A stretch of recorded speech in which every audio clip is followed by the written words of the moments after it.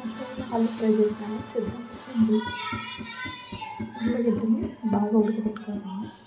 ఉడకబెట్టుకుని మెత్తగా ఇలా చేసుకోవాలి.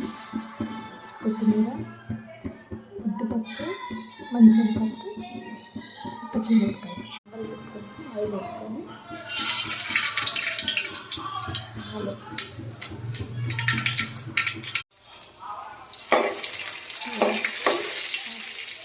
ఆవాలు వేసి ఉద్దిపప్పు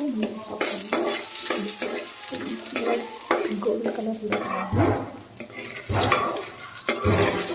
ఇందులో వేగిన తర్వాత చిన్న కలిపి బాగా ఉంచుకోవాలి. ఆ తర్వాత చిన్న స్పూన్ పసుపు,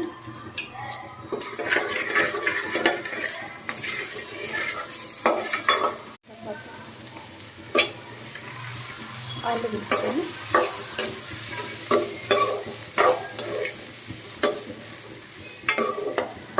కొత్తిమీరతో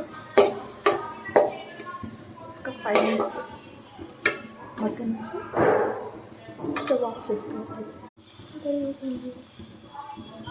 చేయండి, షేర్ చేయండి, సబ్స్క్రైబ్ చేసుకోండి.